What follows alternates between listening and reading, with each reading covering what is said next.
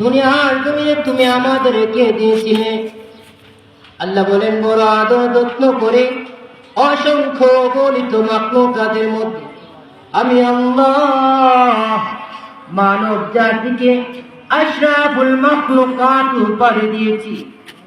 আল্লাহ রাব্বুল আলামিন পৃথিবীতে অসংখ্য গণিত প্রায় 18,000 মাখলুকাত আল্লাহ রাব্বুল আলামিন দিয়েছেন। এরই মধ্যে আশরাফুল মাখলুকাত সৃষ্টির সেরা হিসেবে যে মাখলুককে আল্লাহ গ্রহণ করেছেন এটা হলো ইনসান, মানুষ। পৃথিবীর মানুষেরা রে, আল্লাহর গোলামি করো, আল্লাহর দাসত্ব বন্দেগী করো। যদি আল্লাহর দাসত্ব বন্দেগী করো, আল্লাহ রাব্বুল আলামিন ঘোষণা দেন, ফেরেশতা রে, আমার বান্দাদেরকে সুসংবাদ দিয়ে দাও।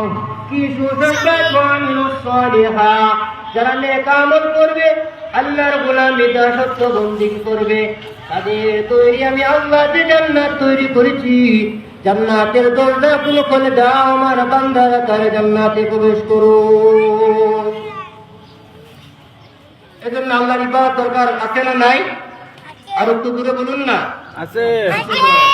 যত নবী রাসূল এসেছেন, প্রত্যেক নবী ও রাসূলের দাওয়াত ছিল একটি, জীবনের সর্বহালতে আল্লাহর গোলামি। আর একটু দূরে বলুন।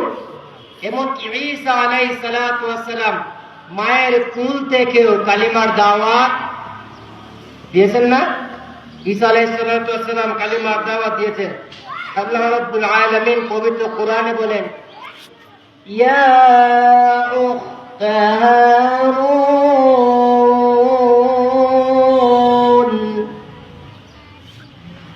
মা কানা আবুকি وما كانت أمك بغيا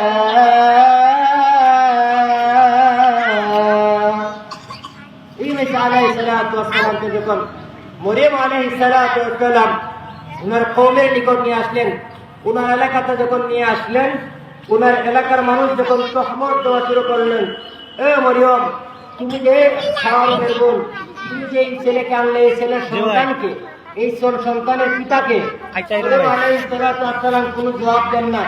আল্লাহ রাব্বুল আলামিন মরিয়ম আলাইহিস সালাতু ওয়াস সালামকে আগে শিখিয়ে দিলেন, মরিয়ম, তোমার বিরুদ্ধে তোমার এলাকার মানুষ তহমত সৃষ্টি করবে, তোমার এলাকার মানুষ তোমার বিরুদ্ধে নানান কথা ষড়যন্ত্র তৈরি করবে।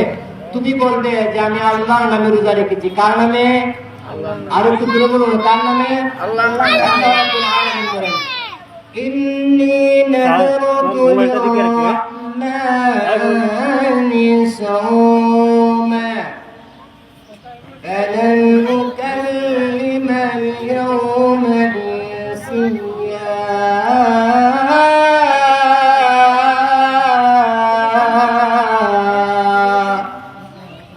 আল্লাহ রাব্বুল আলামিন বলেন, মরিয়ম, তোমাকে তোমার এলাকার মানুষের নানান তহমত দর্শন করবে।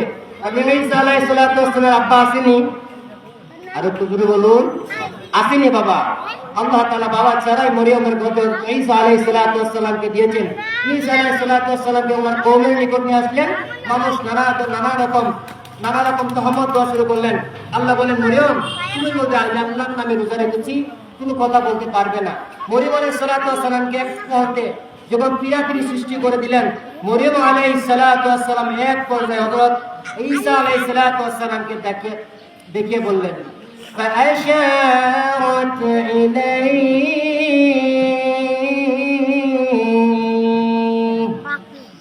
আমাকে প্রশ্ন করার দরকার নেই, আমার ছেলে হযরত ঈসাকে তোমরা জিজ্ঞাসা করো, আমার ঈসাই তোমার প্রশ্নের সকল প্রশ্নের জবাব দিবে।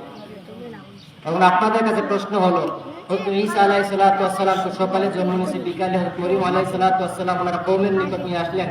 এখন বুঝে শুনে থাকলে বলুন তো, হযরত ঈসা আলাইহিস সালাতু ওয়াস সালাম যদি একদিনের বাচ্চা, আমার আল্লাহর কি ক্ষমতা নাই হযরত ঈসাকে কথা বলাবার? আছে। জোরে বলুন, আছে। আল্লাহ রাব্বুল আলামিন বলেন, তখন তাদের জবান থেকে বাহির হলো, কাইফা নুকাল্লিমু মান কানা ফিল মাহদি সাবিয়্যা।